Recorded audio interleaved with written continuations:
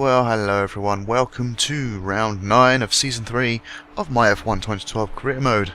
I am LuvsBuds, and today we are at Silverstone in Great Britain, my home race, and my objective is obviously to win this race. Everyone wants to win their home race, and here's my qualifying lap.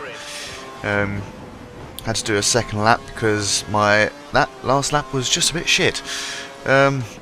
So I have 2 minutes or so to get in a decent lap time to finish 7th or above, which is my target. Now I should do relatively well on this track because this is probably my most practiced track of this game. I must have clocked in, I don't know, 100, 150 laps over the time I've had this game, which is a hell of a lot more than I've done on the other tracks, that's for sure. At the moment I'm 2,000th of a second down on Grosjean's time in the rather quick Lotus. Cut that corner a little bit there, that may have cost me slightly coming into these famous corners now, which I can't remember the name of. And I'm not going to guess because otherwise I'm going to say it wrong.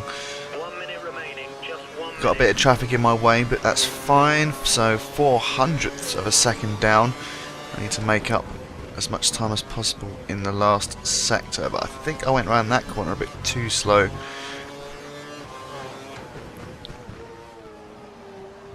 But the rest of the lap is actually not too bad.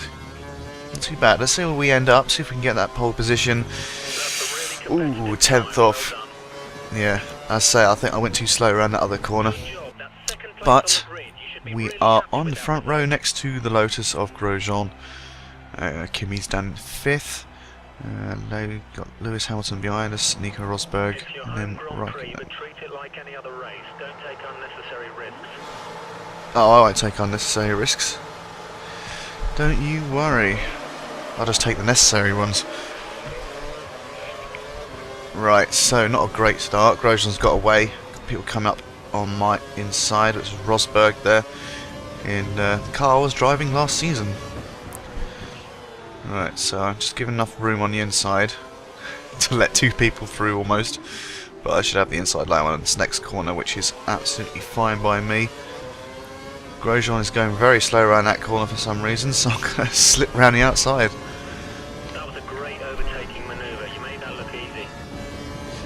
Ah, because it was quite easy actually. Easier than it probably should have been. And now we're actually just going to settle down for 13 laps or so of me driving around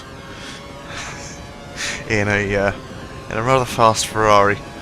Raikkonen's moved his way up to 3rd, so the Lotuses are behind me, but where's my teammate? Well, he's at the back somewhere. He's sort of mixed in with the lower midfield, unfortunately. So it's looking like a half decent first lap using the rest of my curves here. Just trying to break past that second gap before lap 3 starts where the DRS is activated. Let's see what we can do. Obviously using the same setup as I've been for the last few races since Bahrain or so, which is the setup from ARL Noble, which is his YouTube channel name. He has a video of all the setups of every track that he uses, and I'm practically copying him. The only difference on my setup is that my brake pressure is on medium and not high, because I'm not as good on braking as he is. For a start, I get by, but there's only so much I can do with my fingers rather than my foot on a pedal. But never mind. Sometimes I feel I have more control on a trigger rather than a foot on a pedal. Quite weird. Probably because I've spent so many years using a controller. Grosjean's making a move actually, he's a bit too far back. Yeah, just too far back to make a move. So I wasn't particularly tidy on this lap. Let's see what the gap is now. Yeah, around about the same. I sort of gain a bit of time going through those corners. But, yeah, there you go. So what's happened this weekend? Well, it was the Chinese Grand Prix. And I am still quite behind on doing these videos, I know. I was meant to finish Season 3 by the end of this month, and I don't think that's going to happen. But, so yeah, sorry about that. You know, having most of March and before that having daily uploads, and now suddenly you're getting about 2 a week at the moment, which is totally my fault. I should really get to grips with my schedule again. But I am doing a lot of I'm hoping to do a lot of recording this week as well, mainly for Race 07. I do have most of these races recorded for Formula 1. I must be on round 13 now or something, around 13, 14. So I've got plenty of those to come. I just need to get the commentary done for it. And most of the reason I haven't been doing the commentary over the last couple of weeks is because the cold I had, and my throat not being up to the task of not coughing every 2 seconds. But now I'm totally over it, I'm back to normal.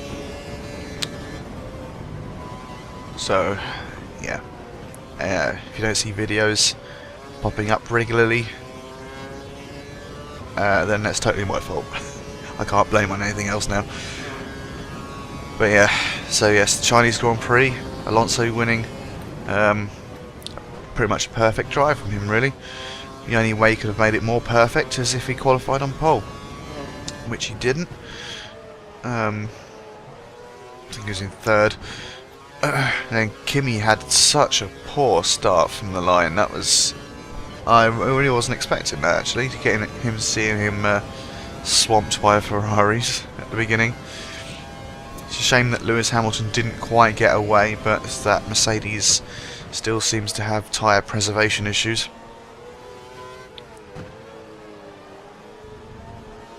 Yeah, the Ferrari's looking good for, especially for this first part of the season anyway. If others don't get the handle on Ferrari, looks like Alonso could very well be challenging for the title for sure. I mean, if you take last year's car into consideration, what he got out of that, what can he do this year? It's an exciting prospect.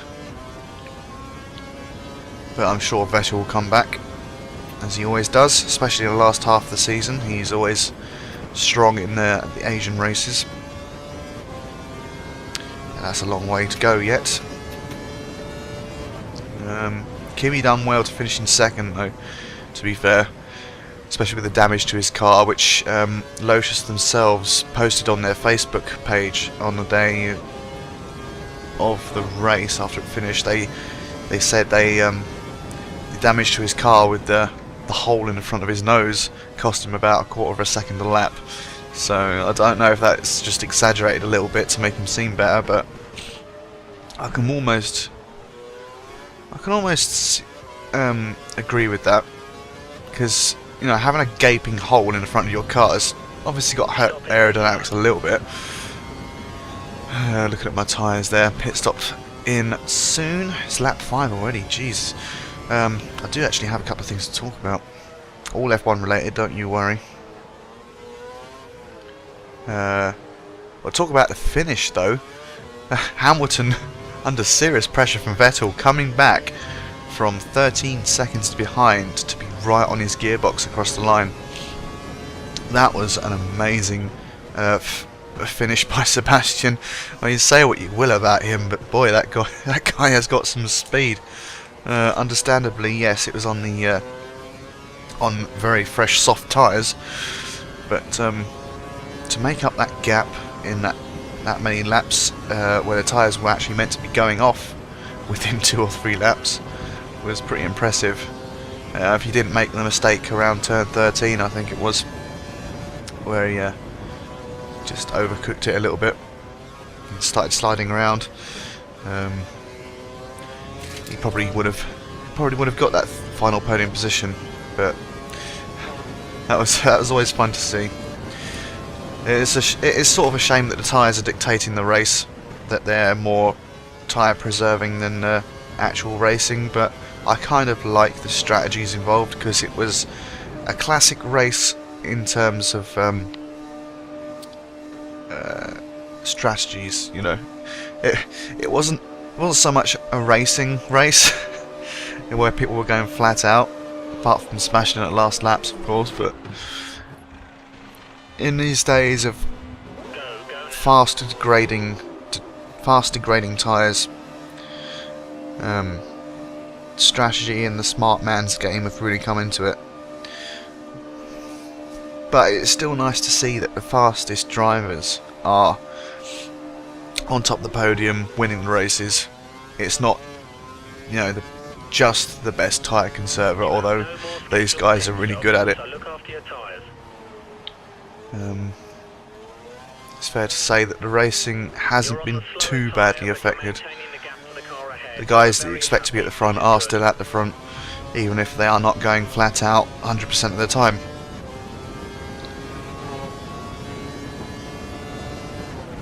But anyway, tyres is sort of a debate for a different day, because I don't really have much to say on that matter, to be honest. They do definitely spice up the racing, but sometimes I'm just not a fan of people just going around conserving tyres and not actually racing because they're, you know, more concerned about getting to the end. But hey ho, whatever. It's a new element, the thinking man's game now, and that's how it's going to be for quite a while.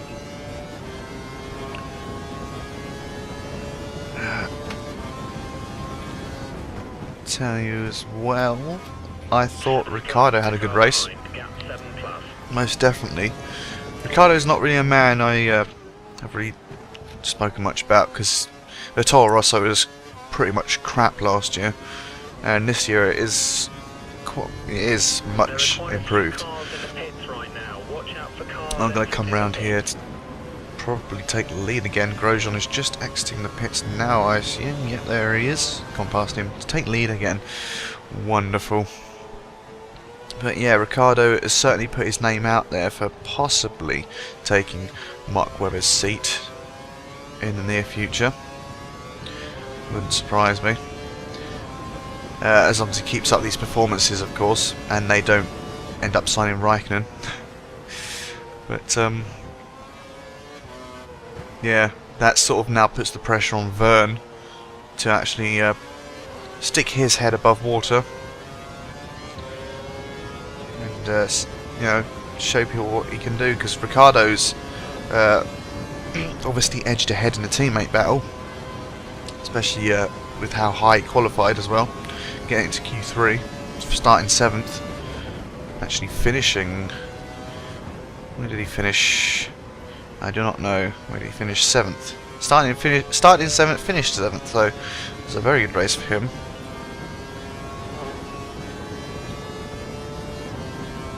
So be interesting to see how he does in the next few races.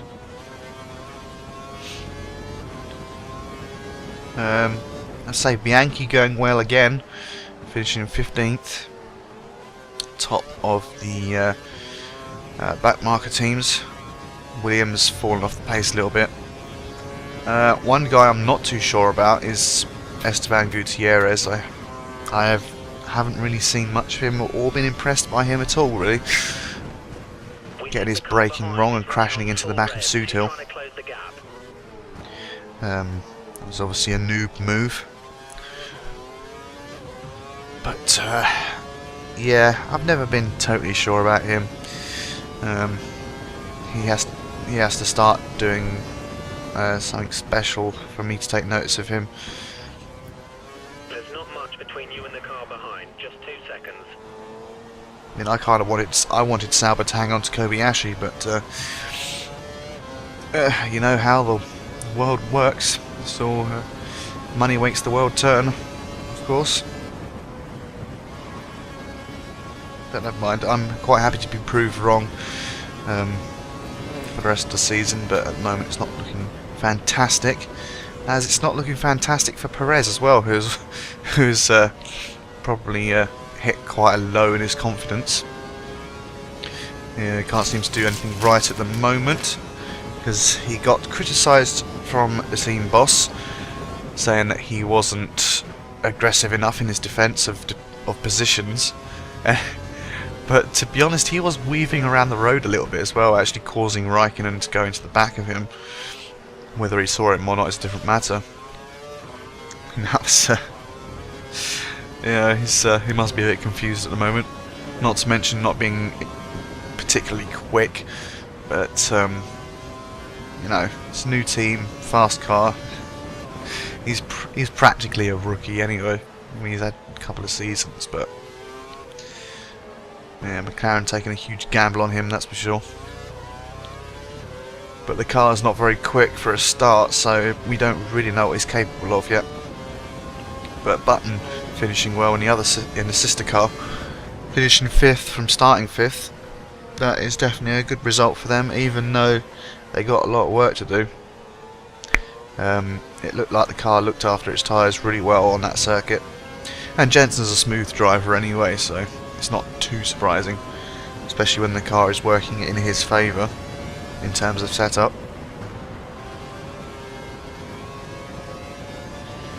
Who else to talk about? I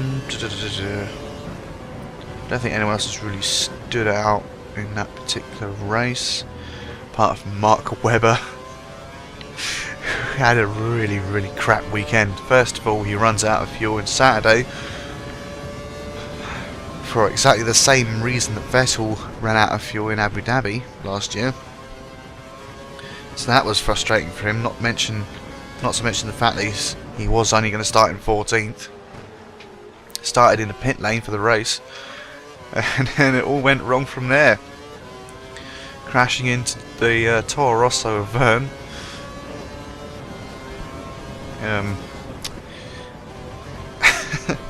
And then, well, so I'm sure there's something else. But then there was that incident where his wheel came off. And that was hilarious. I would have laughed so hard if that wheel hit Sebastian. That would have been hilarious. Oh, come on. Oh, hello, Grosjean. Grosjean's trying to get past. Not going to happen. I got the inside here. No, I would have laughed. I don't really want to see other people taken out by stray wheels, but it just would have been so funny if that wheel went and took out Sebastian's car. Just for the fact that all the things that are going on at Red Bull at the moment, for the team orders thing last weekend, and these really quite frankly stupid rumours that there is a conspiracy against Mark Webber at Red Bull. I mean, why the hell would they do that? I mean, that would be a really stupid thing to do, considering that they want both cars to finish up high for the constructors. And 2, the employees get a bonus, a really hefty bonus at the end of the year, depending on their championship position. So, why they would do that is really stupid anyway. As Christian Horner said, that is complete rubbish. Yeah. I just don't understand why anyone would have suggested that. Oh, and not to mention that, Red Bull were also fined €5,000 for an unsafe release from the pits. So yeah, Webber having a whole season's worth of problems in one weekend. So unfortunately, he had a rather shit time of it all.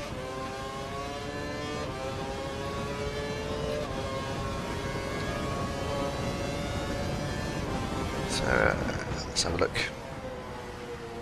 And one final note, back on the subject of women drivers. Sir Sterling Moss recently done a sort of like an interview thing for BBC or whatever it was. It's on their website anyway. But he believes women do not have the mental skills to race competitively in Formula 1. I'm like, what? I know you can't really. I mean, back in those days, it was a different attitude towards women anyway, for a start. Not to mention them racing.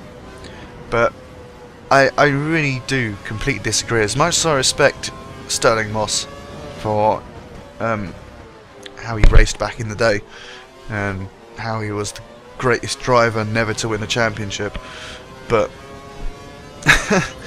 I totally disagree with him. I don't think just because you haven't got a penis doesn't mean you're not, you don't have the mental capacity to race hard and fast.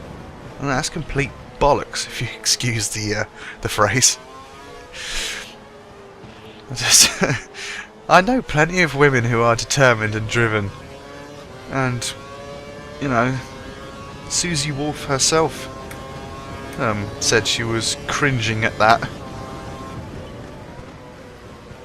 comment that Sterling said. I mean, female drivers in F1 don't exactly have the most amazing record, only about one of them scoring only 8 points or so back in the 70s. But I think today's a different world. Today's a different world. I mean, take for example Susie Wolff, the Williams development driver. She's more than fit enough physically to take on the men at their own game. And why she wouldn't have the mental capacity either? I just don't understand why she wouldn't.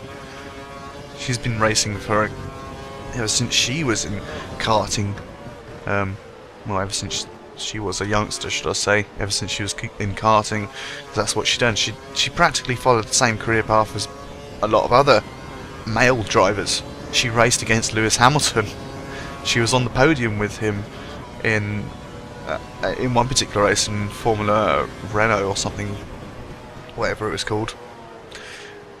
But I just completely disagree with the fact that they don't have the mental skills. That's completely a weird thing to say, and not right at all. I've just always said if they're fast enough, I'll welcome them. That's my position, and that's always been my position on women drivers. If they're fast enough, let them race. Just because they don't have a penis doesn't mean they can't race. I think it's still a sexism thing where they don't want to be beaten by a girl. I mean, seriously? Like it's a test of their manhood or something. But whatever. That's that mini rant out the way. So, on my final lap. On my final lap, 22 cars left in the race, 2 retirements it seems. Looks like I'm going to take the victory. I've kept the gap constant around about a second or so. Probably going up to about 2 seconds. I haven't really noticed too much. But to be fair, I was going to be a little bit hard to beat on this track. This is one I've practiced a lot. And I'm going to come through for the victory. So here we go. I'm sorry it wasn't the exciting race that many of you do hope for sometimes. But yeah, even I was surprised. I thought it would be a bit more competitive than that. But it just seems like in the last few corners that the AI are quite a bit slower than me. Good job. As you can see, in the last sector they lost about half a second on me or so. So, what can you do? It's on legend difficulty, so I can't make it any harder. And there's Felipe Massa down in 16th. Unfortunately, he's scored 0 points this season. And yeah, Williams and an HRT out the race as well. I mean, a Caterham finished ahead of Massa, for crying out loud. I wish I could replace him. You're still first in the Drivers' Championship. You're doing an excellent job. I know I am first in Drivers' Championship, but unfortunately nowhere near up the top in the Constructors.